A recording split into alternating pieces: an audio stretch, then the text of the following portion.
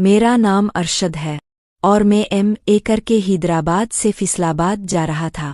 सोचा इतनी पढ़ाई की है तो थोड़ा छुट्टी ले लूं, फिर जॉब खोजने निकलूंगा क्योंकि अभी किसी भी कंपनी में ओपनिंग नहीं था। वैसे आज तक कभी मैं फैसलाबाद गया नहीं था, लेकिन मेरे एक चचेरे भाई रेहान वहाँ रहते हैं। उनका वहाँ खुद का लिया हुआ घर है। उनकी शादी भी हो चुकी है, लेकिन मेरे एग्जाम की वजह से मैं उनकी शादी में जा नहीं पाया और मैंने आज तक उनकी बीवी यानी मेरी भाभी को देखा नहीं था। मेरी ट्रेन सुबह पहुंचने वाली थी तो पिछली रात को ही मैंने रेहान भाई से एड्रेस ले लिया था, क्योंकि सुबह सुबह क्या पत्ता वो फ़ोन उठाएंगे आ नहीं। सोचे जा रहा था कि क्या बोलूंगा जब भाई पूछेंगे कि शादी में क्यों नहीं आया।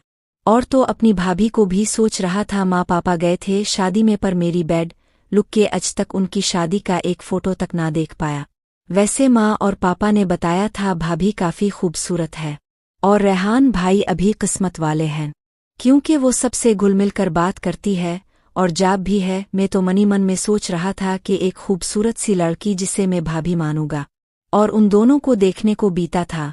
सफ़र काफ़ी लंबा था और अभी सारी रात बाकी थी। ट्रेन में सोने के अलावा करता क्या फ़ोन में गेम खेलता रहा, क्योंकि रेंज नहीं थी तो नेट भी नहीं था। कब नींद आई कब सोया कुछ अता पत्ता नहीं चला, लेकिन 5 बजे आवाज़ गूंजी, चाय चाय की आवाज़ से जागया मानो जैसे आज का दिन चाय की आवाज़ से शुरू हुआ। मैं उठा तो अब भी और 2 घंटे थे पहुंचने को, तो मैं फिर से सोने की कोशिश करने लगा, लेकिन नींद नहीं आई। मैं ऐसे ही कुछ ना कुछ सोचते हुए टाइम निकल गया। बाहर जब स्टेशन पहुंचा तो फ़ोन देखा, फ़ोन बस सोच उफ था। 10 मिनट रुककर स्टेशन में रिचार्ज किया और मैसेज आलिफ हुआ था। भाई के घर का एड्रेस निकाला और रिक्शे में चल पड़ा। भाई का घर स्टेशन से काफ़ी दूर था और रिक्शे वाले को रास्ता भी पता नहीं था। सुबह सुबह कोई दुकान भी नहीं खुला था कि किसी से एड्रेस पूछ लूँ। फ़ोन की बैटरी भी लो थी तो नेविगेशन भी नहीं यूज़ कर रहा था। अगर करता तो फ़ोन बंद हो जाता, और इतनी सुबह भाई अब को फ़ोन करूं तो शायद अच्छा ना लगे अगर सो रहे हूं तो। जैसे जैसे करके थोड़ा घूम फिर के 1 घंटे खोजने के बाद आखिरकार मुझे रेहान भाई का घर मिल ही गया। उनका घर एक मून इंटरप्राइज नाम के आलीशान अपार्टमेंट में 16वें फ्लोर पे था। आखिरकार मैं उनके घर के दरवाजे के सामने था और चैन की सांस ले रहा था। सुबह के 8 बजे रहे थे और सारा अपार्टमेंट सुनाटी से भरा हुआ था। शायद इस शहर में कोई भी इतना जल्दी नहीं सोकर उठता। नीचे कुछ बूढ़े लोग ही थे जो चलने फिरने निकले थे। मैंने डोर बेल बजा दी, लेकिन कोई आलिफ नहीं। फिर मैंने दूसरी बार बजाई तो अंदर से कुछ चहल पहल की आवाज़ आई। कुछ करीब 2 से 3 मिनट के बाद दुरुस्त का लाक खला और एक हाथ अंदर से एक बर्तन के खा दिया। मुझे समझ नहीं, आलिफ सिर्फ हाथ देख रहा था और बर्तन लेने का इशारा कर रहा था। हाँ, लेकिन वो हाथ एक औरत का था, ये तो पता चल ही गया था। तब मैं डोर पे उंगली से खटखटाया और हेलो बोला। तब जाकर वो डोर थोड़ा खुला और मेरी तरफ देखा। देखने में एक नंबर मानो कोई एंजल हो जो सोकर उठी हो, बना मेकअप के वो परी लग रही थी। खिले बिखरे बालों में तो जैसे खो गया था। तब ही इसकी एक हा बोले की आवाज़ में ख्यालों से बाहर वापस ले आई। मैं जी में अरशद रेहान भाई अहे किया। वो अरशद तुम? 1 मिनट। उन्होंने डोर चीन निकाली और दूर इवपन किया। रेहान ने बताया था तुम आ रहे हो। जैसे ही उन्होंने घोर पूरा खोला तो उन्हें पूरा देख के मैं तो बस आवर भी होश खो बैठा। एक लंबी सी शर्ट पहनी हुई थी। भाभी पूछने लगी कौन सी ट्रेन से आए। मैं उनकी आवाज़ सुनकर खुद की आंखों को थोड़ा सा काबू किया और बोला वो मिल्लत एक्सप्रेस से, इसलिए इतनी सुबह सुबह पहुंचा। वो रेहान ने कहा था कि तुम लेट अलिफागे, पर मैंने सोचा नहीं था कि तुम इतनी जल्दी अजाओगे।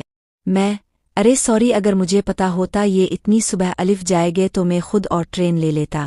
वो इसमें सॉरी क्यों, वैसे भी थोड़ी देर में दूध वाला अलिफ कर उठाई देता है। मुझे लगा वही है। अब वो आगे आगे जा रही थी और मैं इसके पीछे इसे फॉलो कर रहा था कि वो हल्के से पीछे मुड़ी और बोली क्या तुम्हें पता है मैं कौन हूँ? मैं हाँ, अब रेहान भाई की मिस होना आई मैन वाइफ। वो हाँ चुल्लू, इतना तो पता है पर नाम पता है, तुम हमारी शादी में भी नहीं अलिफी थे। मैं हाँ, वो क्या है कि तब मेरे एग्जाम थे तो बस माँ और पापा अलिफी थे। वो थोड़ी आगे बढ़ी और अचानक से मुड़ गई और वो बोली मेरा नाम पता है क्या? मैं सॉरी, वो नहीं पता, शादी के कार्ड में देखा था लेकिन याद नहीं। वो कैसे हो तुम भी ना, अपने भाभी का नाम नहीं पता? मेरा नाम अरूसा है, भूलना मत। जैसे ही उन्होंने भाभी कहा मुझे थोड़ा सा करंट और उनके बोलने पर मैंने जवाब दिया ठीक है भाभी अब कभी नहीं भूलूंगा। अरूसा भाभी ओ हेलो तुम मुझे नाम से बिला लो ये भाभी वाभी बड़े टिपिकल लगते। नाम से नहीं अब बड़ी हो भाई सुनेंगे तो लात मारेंगे। अरूसा भाभी अरे यहाँ कोई ऐसे नहीं बोलता नाम ही लेते हैं। चुल्लू ठीक है घर में तुम भाभी बोल लेना रेहान के सामने लेकिन बाहर दूसरों के सामने मत बोलना वरना मुझसे लात पड़ेगी। ये कहते हुए उन्होंने मजाक किया।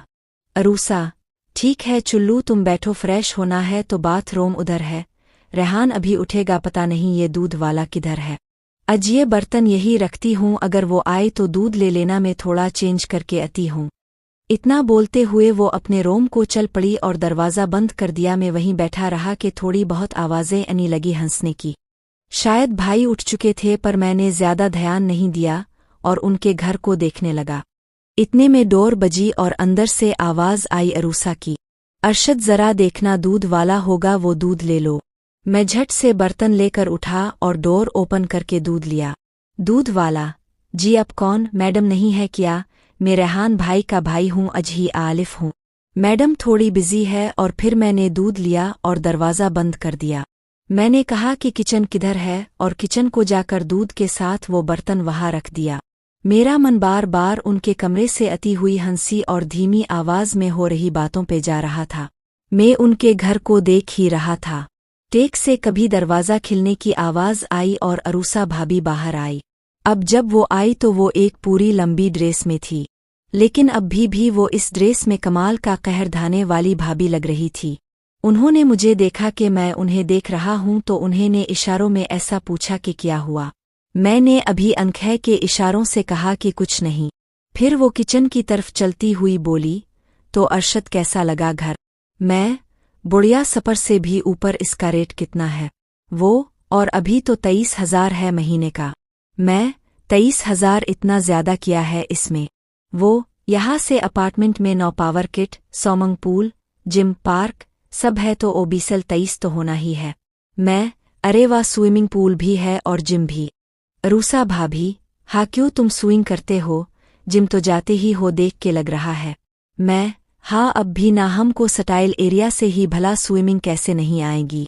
अरूसा भाभी ठीक है तो मैं तुम्हें इंट्रोड्यूस करवा दूंगी स्विमिंग पूल के की इंचार्ज से फिर तुम जा सकते हो। इतने में भाई अब बाहर आए एक शर्ट पहनकर और अपनी शर्ट का नाला बांधते हुए बोले कैसे हो अरशद। उन्हें मैं अब 5 साल के बाद देख रहा था। इससे पहले उनको मैंने शादी से पहले देखा था लेकिन अब भी वैसे के वैसे फिट एंड फाइन थे कोई बदला नहीं। मैं ठीक हूँ भाई बस पता नहीं था कि ट्रेन की टाइमिंग चेंज हुई है।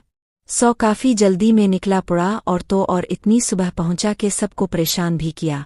ये मैंने भाभी की तरफ देखते हुए कहा भाई अब नहीं मैंने कहा था अरूसा को कि तुम अलिफ रहे हो पर टाइम नहीं पता था।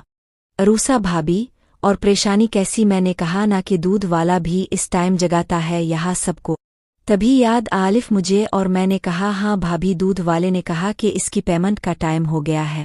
अरूसा भाभी थोड़ा तजस्सुस में बोली अच्छा इसे कोई बात नहीं मैं दे दूंगी मैं भूल ही गई। भाई उनकी तरफ देखते हुए इस कहा सही है तो इसे परसों दे देना कल शाम में एलिफेंट ऑफ स्टेशन जा रहा हूँ। अरूसा भाभी ओके रेहान रख कर जाना चुल्लू तुम लोग बैठकर बातें करो मैं मज़ेदार चाय बनाकर लाती हूँ। कहीं ऐसा ना हो कि देवर जी घर जाकर बोले कि भाभी को अच्छी चाय भी नहीं आती। मैं भाभी ऐसा कुछ नहीं है अब भी ना मुझे शर्मिंदा कर रही हो। अरूसा भाभी अच्छा ऐसा किया एक मौका तो देवर जी ऐसे चाय पिलाओगी दूध वाली के वो वाह बोलते रह जाओगे। रेहान भाई तुम बोलती रहोगी आ बनाकर पिलाओगी भी फिर अपने देवर जी से ही पूछ लेना। वाह बोली आ कुछ और हाहा जल्दी बनाओ मुझे ऑफिस जाना है अब तो बस ना। ये कहते हुए भाभी किचन की तरफ जाने लगी और फिर पलटकर पता नहीं क्यों मुझे आंख मारते हुए बोली तुम अपने भाई को देखो ना। इतना कहकर वो किचन में चली गई। फिर मैं और भाई कुछ 10 मिनट बातें की घर की और हमारे गांव की। तब भी भाभी आई चाय लेकर और टेबल पर रखी और मुझे कहा देवर जी देखते रहोगे आ कुछ के बताओगे कैसे लगी मेरे दूध की चाय। मुझे हैरानी में देखे भाभी ने कहा अरे दूध की चाय देवर जी ब्लैक टी नहीं है। अपने क्या सोचा ये सुनकर भाई साहिब जोर जोर से हंसने लगे और बोले अब बस भी करो अरूसा कितना चढ़ाओगी इसे। वैसे तुम्हारी कोई इंटरव्यू अभी है क्या अरशद? मैं, हाँ परसों एक मिला है भाई, यहाँ बेंगलोर है ना वही है। रेहान, वहाँ वो तो काफ़ी एक सपनोस जगह है, बेंगलोर में मतलब अच्छी खासी सैलरी भी शायद देगे। अरूसा, अरे हाँ मनी भी वहीं रहती है, इसकी कंपनी वही है। रेहान, तब तो मनी से कह देना इसकी थोड़ी मदद कर दे। अरूसा, बोलने की ज़रूरत भी नहीं रेहान, मैं अपने देवर जी की हर तरह से हेल्प करूंगी। मैं, मनी कौन है भाई? अरूसा भाभी, मेरी बहन मीना है, वो भी यही जॉब करती है, मैं इससे बोलती हूँ तुम्हें जो भी हेल्प हो कर दे। मैं, थैंक यू भाभी, अगर शहर नया ना होता तो इतनी तकलीफ नहीं देता। अरूसा भाभी, कोई बात नहीं देवर जी, जितनी भी तकलीफ है सब वसूल करके ही जाने दूंगी। रेहान भाई, अरूसा तुम तो आज कुछ ज्यादा ही बिक बिक कर रही हो और जाओ मखा मेरे भाई को परेशान करने में लगी हुई हो। अरूसा भाभी, भाई को छेड़ा तो जलने लगी क्या? रेहान साहिब, भाभी की बात भाई के कानों को उंगलियों से चीरती हुई बोली, और फिर बोली वैसे भी मुझे डांसेस लग रही है और आज मौसम भी थोड़ा ठंडा है ना रेहान। रेहान भाई, हंग शायद आज बारिश होगी। अरूसा भाभी, होना तो है ही, आज जाकर 1 साल बाद अपनी भाभी को मुंह जो दिखाया है। इतना कहते हुए मुझे सताते हुए भाभी रोम हो में गई और एक रेशमी पोशाक पहन कर आई। जो भी भाभी पहने हर चीज में भाभी क़यामत लग रही थी। फिर भाई की चाय खत्म हुई और वो उठे, चुल्लू में नहाकर ऑफिस के लिए जाता हूँ, तुम ब्रेकफास्ट रेडी करो और इससे पहले अरशद को इसका रोम भी देखा दो। अरूसा भाभी, जी हसबेट जी, अब की भाई को मैं उनका कमरा देखा दूंगी। भाई साहिब ने मेरी तरफ देखते हुए बोला, देखो भाई तुम्हारे भाभी आज तेरे अनी से काफ़ी खुश हो गई है, इसलिए ऐसे और एक्टिंग कर रही है। मैं, ऐसा क्यों भाभी, अब नॉर्मल ही रहूँ ना, मैं अब की कोई बुराई नहीं करने वाला, माँ पापा से प्रोमिस। रेहान भाई, ये हुई ना बात, देखो अरूसा मेरे घर वाले तेरी घरवाल जैसा नहीं। ओके चुल्लू में चलता हूँ, लेट हो रहा हो, ब्रेकफास्ट रेडी कर देना भाभी जी। जैसे ही भैया उठ कर गए तो भाभी रेहान वाली सीट पर बैठ गई। मैंने पूछा, क्या हुआ भाभी? अरूसा भाभी, तुम्हारे भाई की और मेरी लो मैरिज थी, ना चाहते हुए भी शादी तो करवा दी, लेकिन तुम पहले हो जो तेरे भाई के घर से पहली बार हमें मिलने अलिफी। अगर जॉब के लिए ना होता तो शायद नहीं आती, पर अगी सौ आई वाज और एक्साइटेड, तभी रेहान वो बोल गया। मैं, भाभी अब भी ना चुल्लू नाश्ता बनाते हैं, साथ में मेरा रोम दिखाओ ना, मैं फ्रेश होकर आता हूँ, फिर हम हमारे गांव का पोहा बनाते हैं, रियान भाई को वो बहुत पसंद है। अरूसा भाभी, हाँ वो अक्सर बोलते हैं, चुल्लू उठो जल्दी से मैं तेरा रोम दिखाती हूँ। फिर वो मुझे एक रोम में ले गई और बोली, ये लो अरशद, अब ये तुम्हारा रोम है। ओके, बाथ रोम अटैच्ड है में। वो दूसरा रोम किसका है? अरूसा भाभी, मेरी सिस्टर का है, वैसे इसके भी ये नहीं, पर जब भी वो आती है वो इसका रोम होता है। चुल्लू वो तुम्हारा बाथ रोम है। ओके, जाकर नहाना है तो नहाओ, फ्रेश होना है तो फ्रेश हो जाओ, और ब्रेकफास्ट के लिए अलिफा तुम्हारे भाई तो 5 मिनट में ना रेडी भी होकर अलिफ जाएंगे। चुल्लू जाओ, मुझे जल्दी से कुछ बनाने दो खाने के लिए। इतना कहकर भाभी तो निकल गई। करीब 15 मिनट के बाद एक टी शर्ट में निकला तो भाई डाइनिंग टेबल पे न्यूज़पेपर पढ़ रहा था। मैं अभी जाकर बैठ गया, फिर भाभी आई गर्म गर्म सैंडविच और जूस लेकर। भाई घर पर नहीं, अंदर आ जाओ मुजमल, तुम बैठो, मैं तुम्हारे लिए चाय बनाकर लाती हूँ। कहानी शुरू करने से पहले आप दोस्तों से गुजारिश है कि हमारे चैनल को सब्सक्राइब करें। जब मैं किचन में गई तो दूध खत्म हो चुका था। मुझे बहुत बुरा लगा। मैं बाहर आई और मुजमल से बोली, दूध खत्म हो गया है। मुजमल मुस्कुराया और कहने लगा, और मेरे साजिद माजिद की तरफ इशारा करते हुए कहा, ये कब काम आएंगे? मैंने कहा, तो फिर इंतजार किस बात का है? मुझे बहुत अच्छा लगा क्योंकि हम दोनों ने मिलकर घर का काम किया। मेरा नाम फातिमा है, मेरी उम्र 18 साल है। मैं स्कूल में पढ़ती हूँ और मैं एक जवान लड़की हूँ। मोहल्ले के सारे लड़के मेरे दीवाने हैं। मेरा सिर्फ एक भाई है। मेरे अबू दूसरे शहर में होते हैं और वो हर महीने बाद ही घर आते हैं, और उम्मी तो आए दिन खाला के घर ही जाती रहती हैं। वो घर से ज्यादा वक्त अपनी छोटी बहन के पास गुजारती हैं। इनका घर भी हमारे घर के पास ही है। खाला के शोहर ने उन्हें तलाक दे दी थी। मेरा भाई भी एक दुकान पर काम करता है।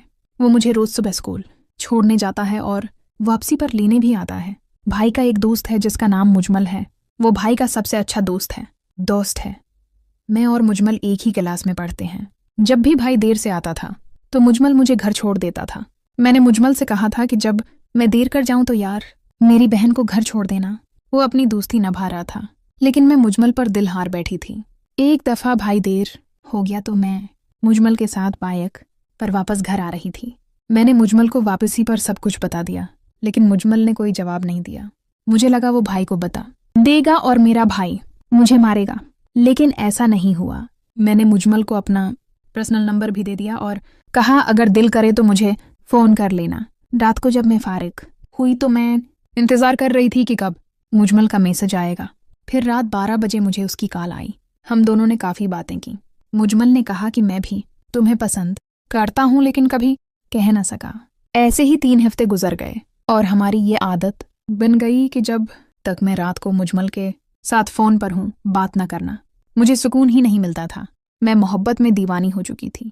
एक दिन मैंने मुजमल की फरमाइश पर अपने साजिद माजिद की तस्वीर मुजमल को भेज दी। एक दिन भाई किसी काम में मसरूफ़ थे तो मैं मुजम्मल के साथ वापस आ रही थी कि रास्ते में मुजम्मल ने कहा, क्या तुमने कभी घोड़े की सवारी की है? मैंने कहा नहीं। तो वो बोला, तो फिर वक्त निकालो, हम दोनों चलते हैं और तुम्हें घोड़े की सवारी कराता हूँ। मैंने मुजम्मल से कहा, मुझे वो घोड़ा दिखाओ जिस पर मुझे सवारी करनी है। तो मुजम्मल ने मेरा हाथ घोड़े की नाक पर रख दिया। घोड़े का रंग सफ़ेद था और काफ़ी मजबूत था। अब 2-3 हफ्ते गुजर गए।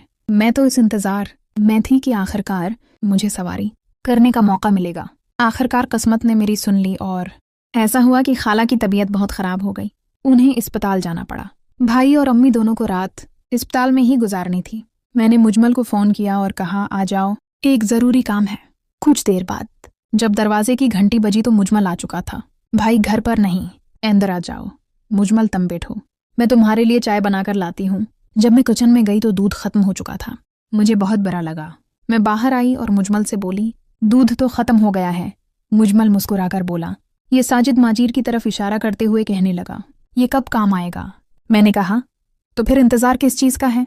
फिर मुजमल ने कहा, बहुत अच्छा लग रहा है क्योंकि हम दोनों ने मिलकर घर का काम किया। दोस्तों, अगर आपको ये कहानी पसंद आई हो तो हमारे YouTube चैनल को सब्सक्राइब करें और वीडियो को लाइक ज़रूर करें। बहुत शुक्रिया।